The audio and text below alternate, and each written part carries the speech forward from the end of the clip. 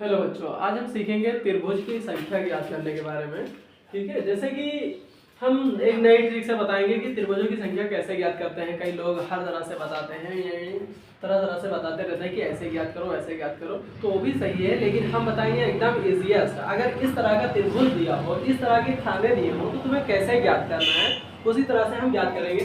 यहाँ देखो एक त्रिभुज बना है, इसको तो तुम्हारे समझ में आ रहा है कि एक ही त्रिभुज बना है, लेकिन हम उसको गिन के बताएंगे कि कैसे बनाते हैं। जैसे यहाँ है एक खाना बना है, ये त्रिभुज बना है और एक ही खाना बना है। जैसे यहाँ एक खाना बना है, खाना यानी बीच का जो गोला बना, बीच में जो त्रिभुज बना है एक खाना है, तो एक खाना है तो यानी हम इसको कहेंगे एक ही त्रिभुज है। लेकिन यहाँ खाने हो जाते हैं दो, तो हम कैसे जाने कि इसमें कितने त्रिभुज हैं? वैसे तो हम तरह तरह से सीखते हैं, लेकिन इसमें देखो कुछ नहीं करना है। यहाँ दो खाने बने हैं तो तुम्हें क्या करना है, दो कर देना है, दो लिख देना है, प्लस एक कर देना है। क्या करना है उसमें? प्लस एक कर देना है। तो यहाँ कितना हो जाएगा? तीन हो जाएगा। दो यानी दो खाने और प्लस एक जोड़ देना है तो तीन हो जाना है। अब इसमें कितने हैं? इसमें बना है तुम्हारा तीन खाने। कितने खाने? एक दो तीन, तीन खाने हैं तो यहाँ तीन लिखना है और प्लस तीन को ही उसमें कर देना है, यानी प्लस तीन करोगे, तीन खाने में प्लस तीन करोगे।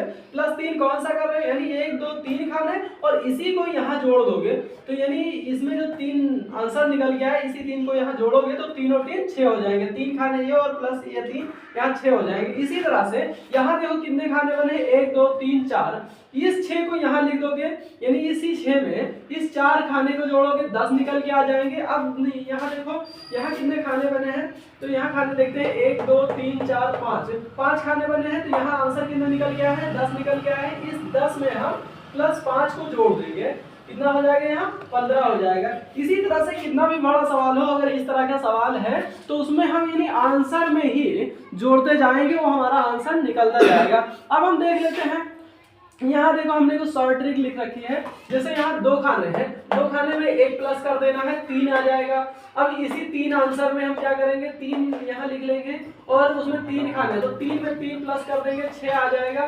छह खाने में यानी छह जो आंसर आया है, यहाँ चार खाने में यानी चार खाने वाला है उसका, यानी हमें पता है तीन खाने वाले का आंसर छह होता है। इसी तरह से चार खाना बना है तो हम चार लिखेंगे और तीन का अगर चार यानी तीन खाने का अगर आंसर 6 होता है तो उस 6 को हम 4 में प्लस कर देंगे, 10 हो जाएगा। इसी तरह हम देखेंगे 5 खाने वाले को, अगर 5 खाने वाला यानी अगर त्रिभुज बना है तो उसी 5 खाने में हम उस 10 आंसर को जोड़ देंगे, 10 में 15 हो जाएगा। इसी तरह यानी अगर देखेंगे 6 खाने वाला कोई त्रिभुज बना है तो उसमें हम 15 हम आंसर जोड़ देंगे तो 21 हो जाएगा।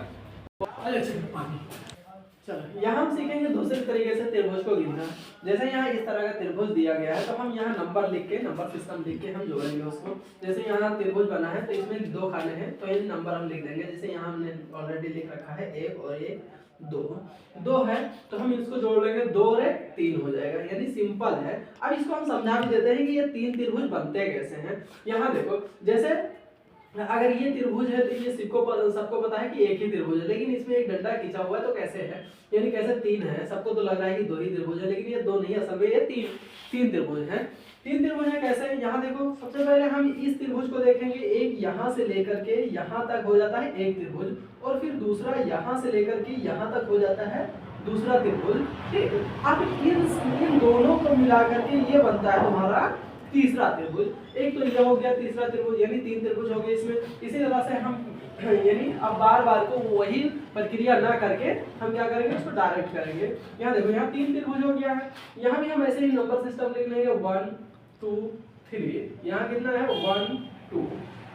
यहाँ देखो अब हम क्या करेंगे, तीन में दो जोड़ेंगे, तीन दो पाँच, पाँच और एक 6 हो गया हमारा। यहाँ देखो दो और एक 3 हो गया। अब 6 प्लस 3 कर लेंगे, 6 प्लस 3 बराबर 9, यानी इस खाने में हमारे कितने त्रिभुज हैं? 9 त्रिभुज हैं। इसी तरह से हम इसको बनाते हैं एक डिजाइन से त्रिभुज। जैसे यहाँ देखिए एक ये हो गया हमारा और एक ये हो गया और प्लस एक ये हो गया हमारा।